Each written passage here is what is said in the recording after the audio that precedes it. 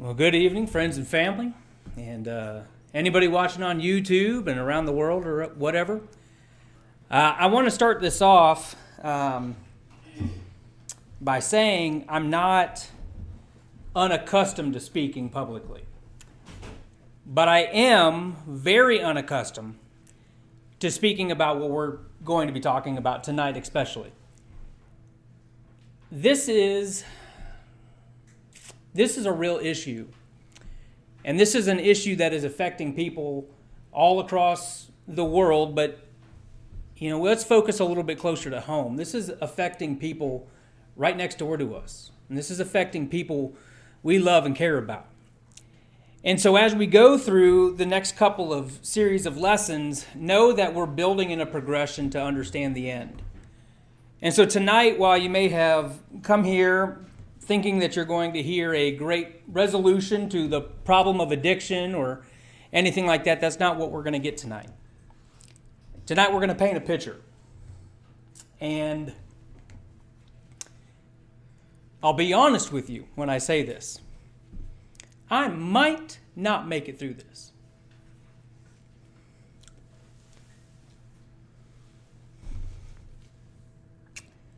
I've requested a lot of prayers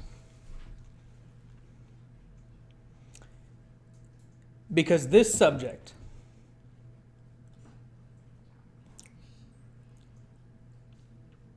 for anyone that has ever had to deal with it understands how painful it actually is. I have this written out, and normally I don't write out things that I'm going to say. If any of you have ever heard me speak before, I normally don't write things out. And so I am going, like I said, this is not going to be our traditional structure for how we're going to do this, but tonight will be, I hope you will give me the exception for tonight. Melissa, as we were talking beforehand, she goes, please don't get up there and just read it. And I said, I can't make promises. And she was like, please don't run out the building. And I said, I can't make promises. So we'll see how this goes. Tonight's subject is, again, the basis for getting our understanding, helping us to kind of dive a little deeper into the story. So that way, as we move through these next couple of sections, we're able to take and relate to the information that we're getting. There's nothing worse than being taught something and having no idea why you need to be taught that. And for a lot of you, you're going to instantly dismiss this, and I understand it. Because for a lot of you, drugs and alcohol and things of those natures have never permeated your life, and it's never been a real issue for you. And so for you, you're going to initially disregard everything that you're hearing.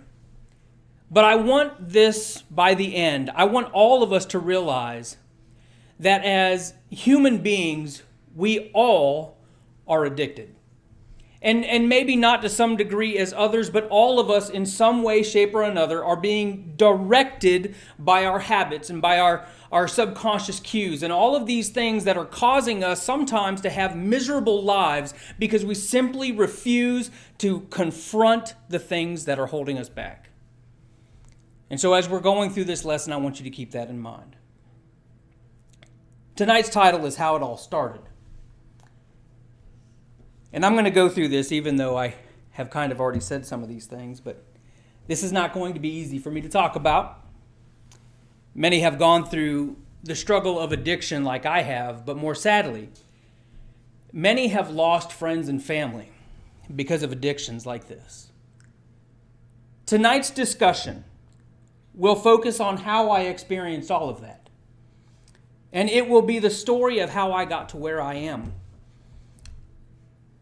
I may not make it through this, but I will try.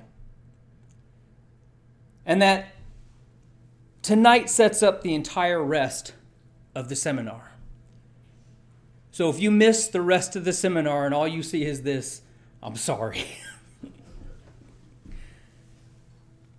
Now, to that end, we have to start at the beginning. It was March 3rd, 1984. Now, I don't remember it because at that time I was just under 4 years old. I don't remember that day. In fact, I barely remember where we lived. I know that we lived in Phoenix, Arizona. My father was stationed at Luke Air Force Base. I do remember a few small things about it, though. I've seen some video clips of me and my grandfather singing in the backyard. I remember a few things of running around in the desert out there in Arizona, where I also remember it being incredibly hot. And for any of you that have been to Arizona, you know what I'm talking about. But on March 3rd, 1984,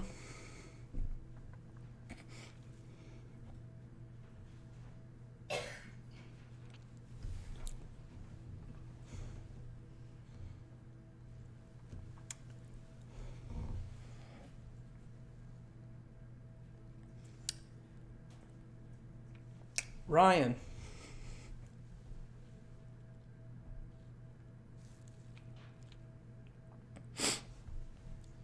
he was delivered there at Luke Air Force Base. See, my father was a military man, Air Force to be exact, and my mother was a former nurse who had turned housewife, and which she would tell you, my brother and I made definitely more than a full-time job for her. But on March 3rd, my life changed. I went from being the sole receiver of spankings to having a partner in crime, and we would split those spankings equally. And I have finally had someone to share joys with and to share heartbreak with. You know, I would learn so many lessons from my little brother. But none in the time we spent together would amount to the lessons that he is teaching me now. In retrospect, and I think all of us can say this, it is easy to see how anything in our life gets started, especially addictions. It's easy to look backwards. And it's easy to say, at that point, all I had to do was, and you can make that adjustment that you need at that point. But hindsight doesn't normally hit until it's too late, right? They say 20/20 is the clearest vision, and that's because 20/20 is hindsight. For us to be able to see what was going to be coming. So it's my goal of the next few Tuesday nights to open our eyes to the devastation of addiction, the cues and habits that trigger those addictions, and most importantly, how to deal with those when we recognize those habits and those cues in our lives. Everyone that knew Ryan growing up, everyone that knew him knew he was a sweet, loving kid. Someone who wasn't afraid to act silly in order to help to make you smile or brighten your day. Or he was the kind of guy that would jump up in the middle of something just to give you a hug. He had an innate energy that would allow him to go on and on like an Energizer bunny. And just as brothers do, of course I picked on him. Yeah, you can't have a sibling without picking on them. It's written in the laws. It's there in the universe. I mean, I think even God allows it somewhere, and y'all correct me if I can't find it there in the Bible, but I'm certain it's in there. Of course I picked on him, but I'm supposed to. See, I remember when he was in elementary school, he had learned the word full, F-U-L-L. And I remember Mom would ask him at the end of dinner, "Are you full?" And he would say, "Yes." And I'd turn to him and I'd say, "Do you mean full or do you mean full, F-O-O-L?" And he would say, "Oh, yes, that's it." And I would laugh and laugh and laugh. You know, nobody gets to pick on your brother like you do. Nobody. There would be times growing up when I would stand somebody down because of what they were doing to my little brother. And there would be times that he would pick on me and rile on me. He would call me the fat kid. And Ryan was just a taller, skinnier version of me. We looked almost identical. In fact, people would ask all the time if we were twins, and I would say that I got all the strength and he got all the hair because he had a lot more hair than I did. But we were inseparable. We would have each other's back. I like to tell this story because I think it really shows the nature of how we work together. We were a team. In fact, when I was in high school, I relied on my little brother in order to make this team work. Now, any of you who remember your high school years, you remember high school and toilet paper. And you remember using that toilet paper in order to roll somebody's house. And so at 16 years old, I decide that me and a couple of friends are going to go roll somebody's house, but we have to have a getaway driver. Ryan was 12. He volunteered. Or he was voluntold. Semantics. And so as we finish rolling the person's house, out the door the person came, and we take off running. And all of us sprint back to the van and jump inside, and we're all screaming, "Go, go, go, go, go!" And we speed off at a whopping 1 mile an hour. See, Ryan couldn't reach the pedal all the way. That was something we had completely not even thought about as we picked him to be the getaway driver. And so we sped away from one of the greatest toilet paperings that has ever been at 1 mile an hour. You know, Ryan was also the kind of guy, though, that would always be willing to have my back. I think it was around the same year someone had decided that they were going to toilet paper my house. And that does not stand. And so as I got the word to my brother who was at home, he grabbed his BB gun and my dad, and they went across the street and hid in the ditch and waited. That's the kind of loyalty brothers have for each other.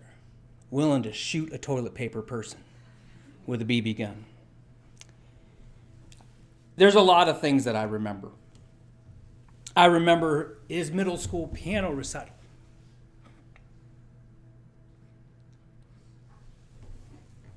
I cried at his high school graduation when I told everyone near me how much he meant to me.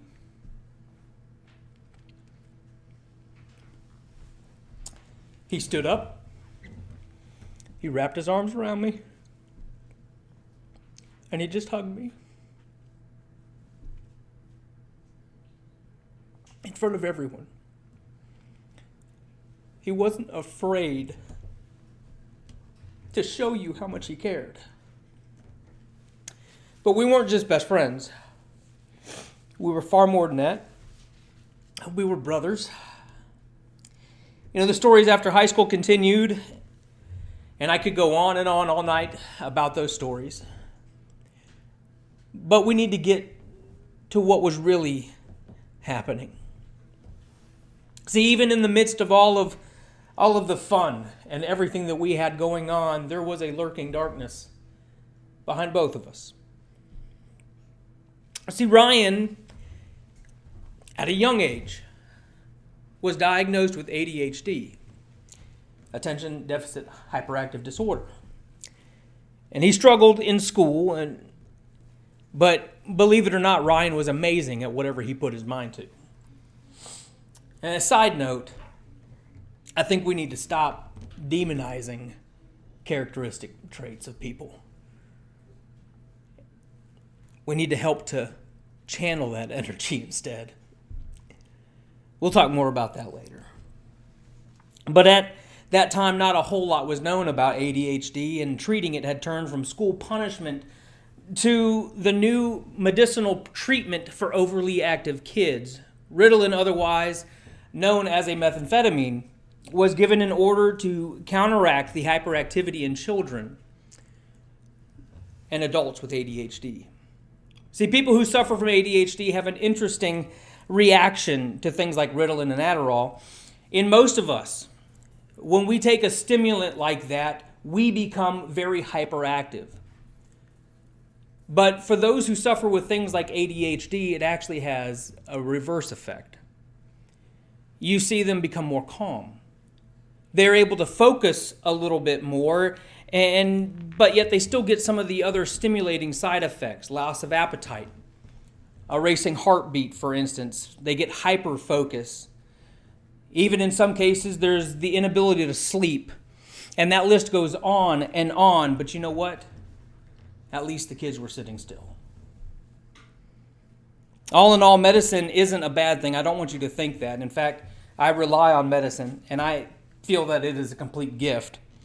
And growing up with asthma, I would not be here right now had it not been for my inhaler a few times. And I also guess that my brain is so big that it can't deal with being inside of my head, and so I have constant headaches. That was a joke, by the way, y'all. Come on now. I have constant headaches, and I would probably curl up and die if there was not such thing as ibuprofen. I don't believe that medicine is a bad thing at all. And that will not be the main subject of our talking points throughout this week. We can use medicine for good and we can use medicine for bad. Just as we can use food for good and we can use food for bad.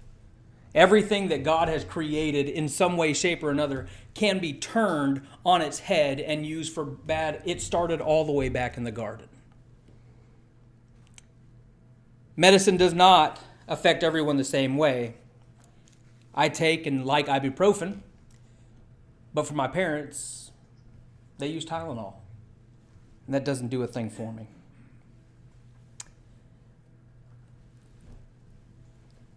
I want you to know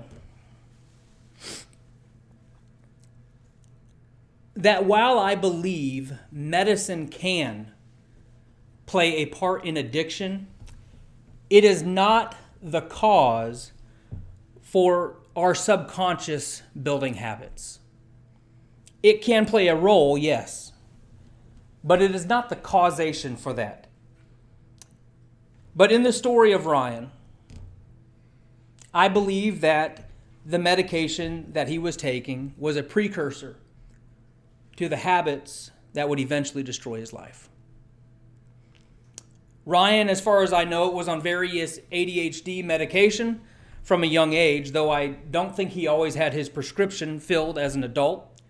But Ryan was also somewhat of a holistic person. If you know myself or my brother, we like to take care of ourselves as much as we can. He would try to do things, all kinds of different things. He introduced me to kombucha, if you've ever had that. If you have not had that, make sure you go get one. It tastes like straight vinegar. Thumbs up for kombucha. But then he also introduced me to hemp protein, which is by far one of the worst things on the planet. Don't eat that. Don't ever eat that. But nothing really seemed to help his ADHD, so on the meds he would go. And from my observation, and again, this is hindsight, this was building in him a strong habit.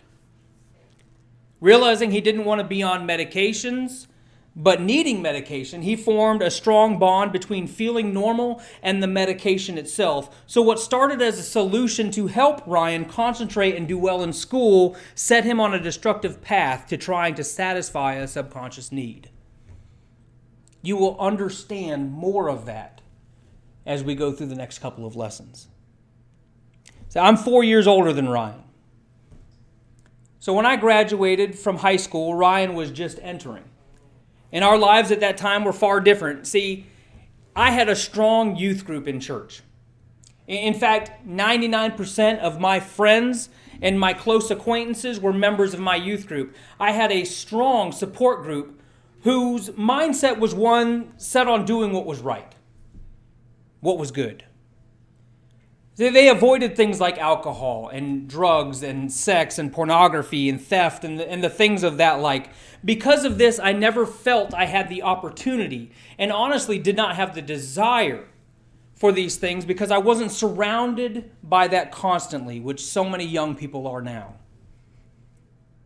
I'm a firm believer. And for anybody that is struggling right now, I am a firm believer that it is nurture over nature. You are not who you are because your body tells you who you are. You are who you are because of your choices and the people you surround yourself with. One of the first changes that you will ever have to make in your life in order to better anything would be to choose wisely the people you spend your time with. They will help to make you or break you. Once I graduated high school and my good influences had left for various colleges, my support group was no longer there to help hold me up. I found myself drinking, going to bars, dating different girls, all the while intentionally hiding it from people that I knew who could help bring me back out of that lifestyle. I had started smoking pot and doing mushrooms. But there was someone that not only knew, he was taking note of my actions. I remember it clearly. Somehow Ryan had ended up with me at a friend's house. And because Ryan was there, I was trying to be a good example in front of Ryan, and I was offered a joint and declined. But then it happened. Ryan asked if he could have it. At that time, Ryan was about 14 years old. I don't honestly know if Ryan had ever done anything like that before. And I had spoken with him about this particular incident not too long ago. And he told me that he had done these things before in his life and that asking for it was nothing new. But I couldn't tell you if that was true or not. I couldn't tell if he was just saying that because he could tell how deeply sorry I was. Or if he could tell how much it ate me up. See, life comes down to defining moments. All of life comes down to defining moments. You will stand at a crossroad and you will have to make a choice. And you will eventually one day either regret that choice or you will applaud yourself for that choice. But all of life is like that. Every single day we make choices. We choose to either do good or we choose not to. We choose to follow God or we choose not to. We choose to eat healthy or we choose not to. Today we exercise or today we don't. We make choices constantly. And our entire life is built around those. Our habits are built around those. Lives are changed in one of our single solitary decisions. I said, go for it.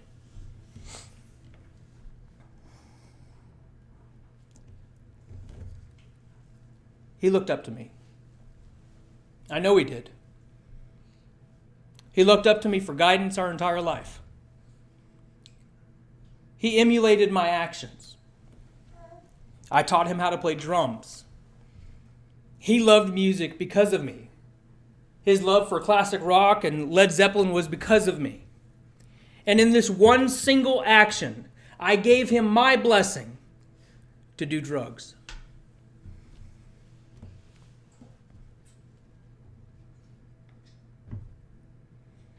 I truly believe that had I chosen differently, our whole lives would have been different.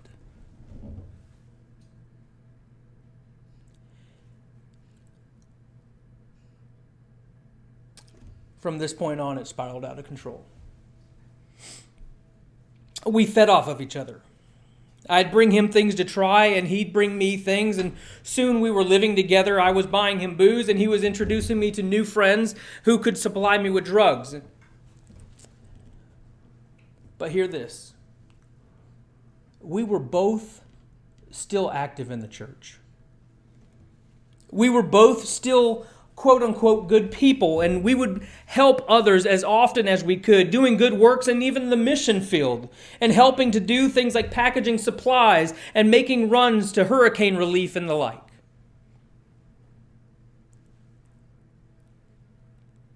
After a few years of this, Ryan eventually moved to Nashville, Tennessee, in order to start a new life, and he was killing it up there.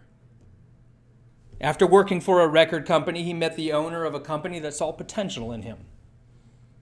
Ryan was brilliant. He could see business like we see colors. His mind just worked up like nobody else's I've ever seen. He could strike up a conversation with anyone, and everyone that ever met him loved him. Ryan ended up running a whole chain of Smoothie Kings, but his business mind didn't always coincide with the owners, and rather than quitting, Ryan was the type of person who would just endure the abuse. This is common with a lot of us, isn't it? Rather than addressing the things going on in our lives, what we do is we allow those things to just tear us down, and we swallow it deep down inside. We would rather internalize our hurt, our disappointments, our anxieties, and our depressions. We would rather take and give in to the triggers that feed our habits than to simply face the struggles that we're going through. Now, this may be a good time for me to clarify this. Drug use isn't always the cause of a habit. There are many medical discrepancies, or dependencies rather, that happen, and no amount of habit changing will fix the chemical makeup of your body. If there is a chemical imbalance, this needs to be addressed and monitored closely. But one thing is certain, trying to do this on your own without proper guidance and monitoring is a perfect storm for disaster. If you are having troubles, you need to seek help. And seeking help, as we'll discuss later on, is first confronting yourself about it. Just like Ryan, I developed a coping mechanism for the stressors in my life. I wasn't using drugs any longer, mostly because I didn't know where to get them from, and I had replaced those bad habits with another, and that was exercise. Now, exercise in and of itself isn't that bad, is it?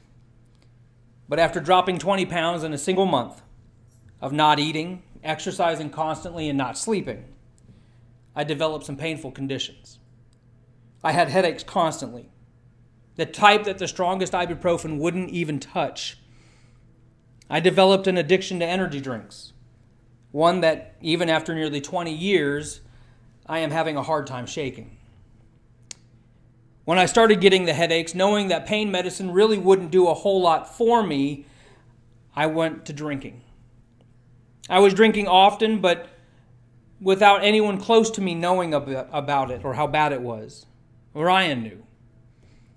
We would call each other, and he would tell me what was going on in his life, and I'd tell him about the struggles that were in mine. We would talk about things we wanted to change, but just for some reason we couldn't. See, we were addicted to our medicine. Then Ryan told me something that he was going to try. See, he would make himself a goal. He said, I will not drink from the new year till my birthday. And from what I know about how to beat this, how to beat addiction, Ryan was actually on the right path. And we'll talk more about this later in the seminar. So I gave myself a goal, join the military. And in March of that year, I quit school and I joined the Air Force. I had a reason to not drink or to do drugs, basic training. For 8 weeks, I had nothing but water and 2 minutes to eat. I was exercising, but it was a regimented way. I was heading to the Special Operations Schoolhouse, and I knew how grueling that would be. So I knew that I must train my mind in order to neglect or push out the things that were distracting to me. I changed my habits. And while I was dealing with all this, Ryan was dealing with things on his own. I won't go through every instance that happened, but know that Ryan was an incredibly hard worker who gave all he had to the organizations he worked for as well as the people around him. I would hear stories about how Ryan would go out to the street in Nashville and pay homeless people with food or money to clean up around his store. When people were in a tough spot, he would give them what he had, even if it meant that he went without. This is a character trait of someone who has life figured out. It's not just about you, it's about others. After a while, Ryan got married and was happy. He moved from Nashville, seeing his mistakes and going back to be around family in Valdosta. His wife had a father-in-law who approached Ryan about opening a Smoothie King in Valdosta. And instinctively, Ryan took straight to what he knew best: building relationships and making Smoothie King Valdosta an overnight success. See, success was in his blood. And at that point, I had never seen Ryan so proud and happy of what he had accomplished. See, drugs at that point were a thing of the past. Drinking, if any, was very rare, and he had a new purpose in life. He was a changed man. I've never been so proud of my little brother as when he opened that store. They say to keep family and your businesses completely separated. And for good reason. See, we will speak to family and treat family in ways that we would never treat anyone else. So after nearly 3 years of butting heads with his father-in-law, the stressors finally won over. Ryan was needing to medicate to escape from the growing pressures of the business and his extended family who were treating him unfairly. But anyone who is an addict knows once you're an addict, you're always an addict. It's just waiting for the right moment to show back up. Quietly, Ryan was dealing with everything the way that he had been programmed to deal with things from the very start. Ryan was called a functioning alcoholic. He could literally be drinking all day and no one would be the wiser. See, I'm not like that.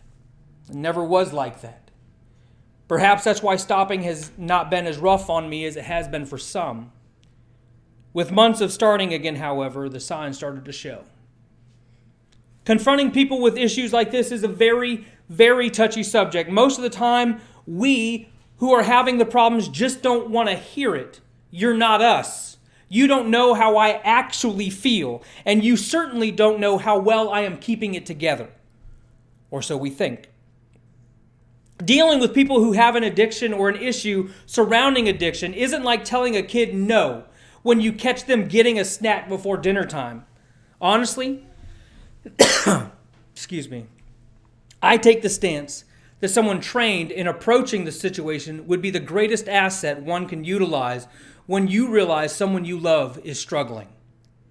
We'll talk more about that later as well. This wasn't the case for Ryan. His wife gave him an ultimatum. Go to a rehab center of my choosing, or I'm leaving. Ryan didn't want to go to rehab. And when an unstoppable force meets an immovable object, nothing good can come from it. Again, I won't go through all the details, but know this. If you mandate someone follows your command, you need to be there for them even when they angrily agree. We are our most vulnerable when we are angry but compliant. And then left completely alone, that anger just festers. Oftentimes during drug and alcohol addiction is because of a missing part in our lives. We must understand the needs of the person suffering before we can even begin to fill that missing and hurtful void. This is not what happened for Ryan. I can't fault Ryan's wife entirely, though. It must have been an incredibly hard time making that demand while you're pregnant. Life for Ryan got harder. Rehab is not always a place for recovery. Often it's a place for like-minded people to build relationships with each other and begin to fill that void that we just talked about. So a person may go in broken but leave shattered, but with meds. I'm not minimizing rehab by any means. Please don't think that. I'm simply saying, just as Ryan told me afterwards, a person won't change until they are ready and able to change. This has been my mindset ever since that day he said that to me. After rehab and a stint of living in his car in Miami, Ryan finally came home to Valdosta. Many other things happened between then and now, but Ryan was trying. He attended weekly Celebrate Recovery meetings. He went to church and asked for forgiveness for his actions. His wife and his wife had their child, and she divorced him. He struggled with many different circumstances, moving back to Nashville, moving back to Valdosta. He stopped in Bremen along the way and helped us to move into our house. It's one of the best times that I've ever had.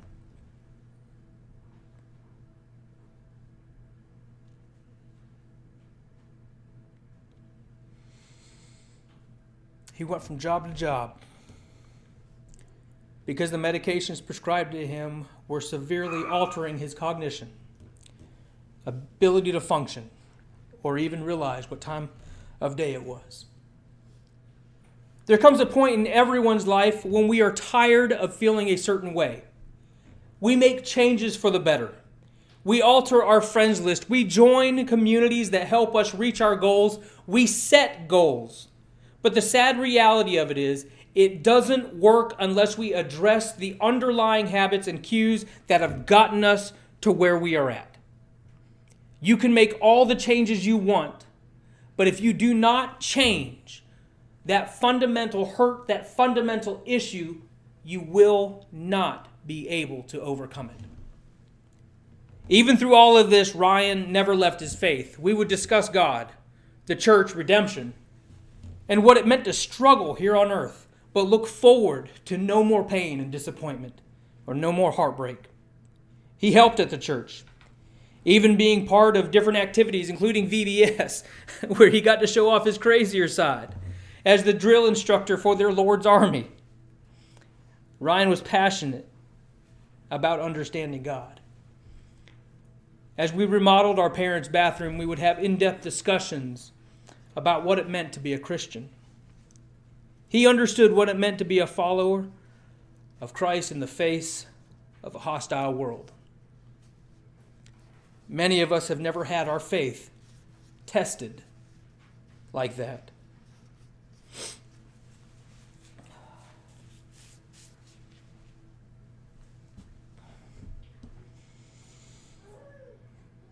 On September 30th,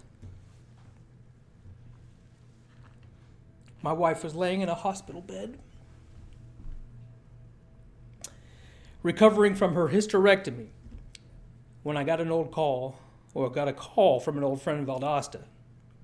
I was tired because we had been up all night, and at first I ignored it. He left a message. "I need you to call me right away."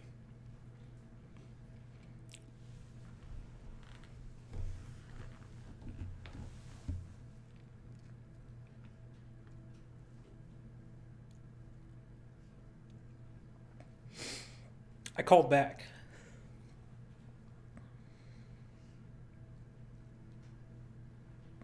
"I don't know how to tell you this," he said.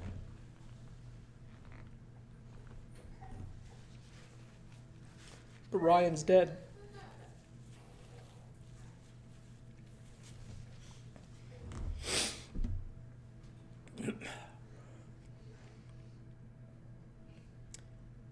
For this story, this isn't the end. But this is how it started. If there was one thing that we can take away from this story, one thing that needs to stand out in our minds, we are not our mistakes. We are not just our problems. We are the amazing things that we accomplished, the many lives that we touched, the countless people we've helped. Ryan wasn't just someone that struggled.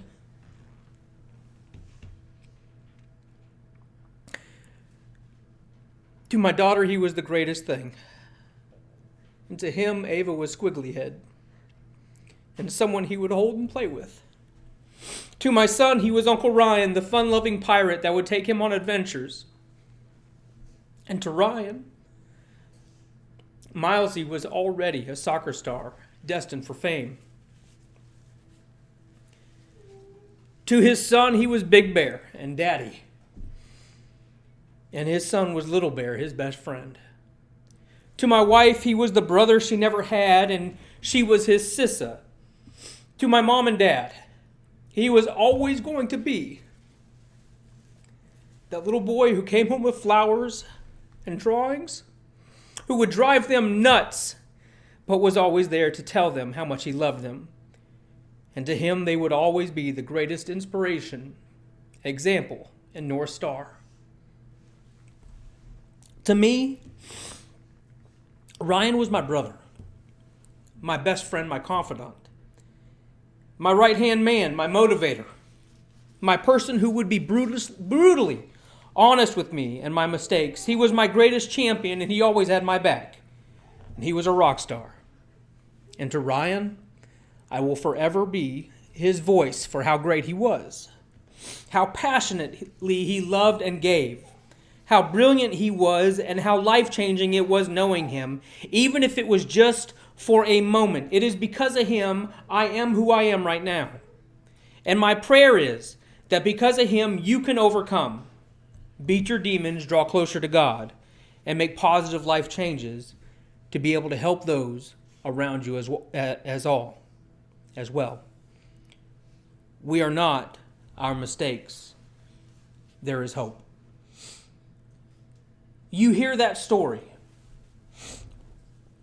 and many of you can sympathize or even empathize with that story. Because many of you have either lived that story or you know someone that is living that story right now. There is hope. There is an ability. And most importantly, there is someone who is able to help us all through this. We'll find out tomorrow as we talk about habits and cues that as we take and we make changes in our lives, there is going to be a fundamental part of it that has to take place. If you want to change who you are, if you want to change the way that you think, if you want to modify your actions, there is one key component that has to be there. And it's belief. You must have belief. Now, this is not intended to be a church service. In an essence, this is intended for us to be able to find ways through God and through Scripture to be able to understand how we can change and who has the power to change us. We're going to be talking about a number of different things, but tonight, as we close this, I want you to know this. If you are struggling, or if you personally know someone that is struggling, I have two things that I want to offer for you tonight. I want to offer prayer for you. Please tell me or someone who can at least do that for you, please pray for me. There is great power in prayer.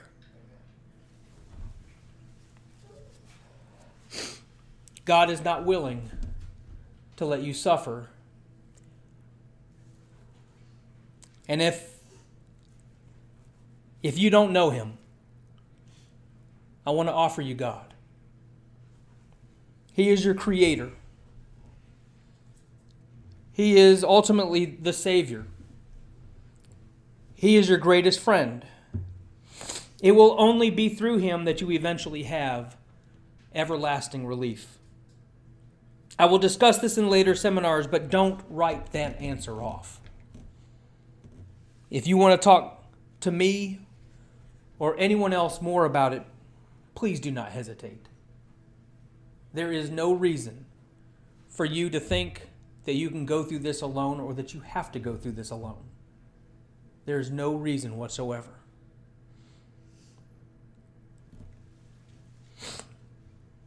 I hope that you're able to make it to the next couple of seminars. I told you this one was going to be rough. But in order for us to be able to get to a base understanding of change, we must be brutally honest. We absolutely cannot hold back what helped to make us who we are. We can't hide the fact that we're broken. We absolutely must recognize in ourselves there is a need for change, and we need to change it now. Maybe you have a need this evening. As we leave this place tonight, please let me know if there's anything that I can do for you. That's the end of this particular seminar. Please make sure that you join in again with us next Tuesday. Brother Philip.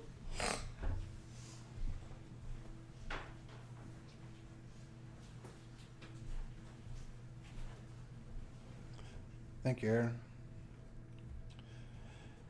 A few months ago, the subject came up that Ahren would like to travel from place to place talking about issues like this. And I said, let's begin in Buchanan.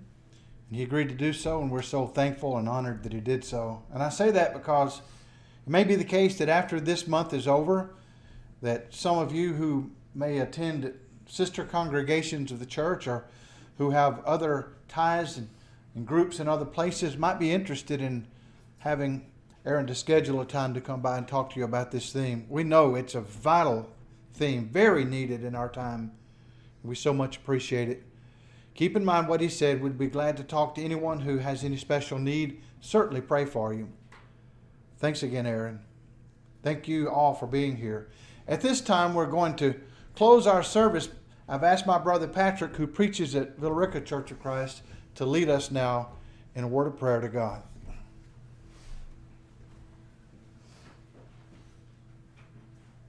Please bow with me. Holy God, we're very humbled by the presentation we've heard tonight, or the awareness that has been brought to us about the suffering of so many. No doubt many of us have been touched in a very personal way with this problem with substance abuse and addiction. Holy Father, we want to say first and foremost, thank you for allowing us this avenue of prayer where we can come and express our deepest fears, our greatest hopes. We can speak openly and freely to one who we know loves us more than we can even understand. Thank you for hearing us. Thank you for reminding us that we are not alone, that we do have you for our strength. And we pray, Father, that you will help us to turn to you, to your word, knowing that in Christ we can have true freedom from all of those things that will enslave us and destroy us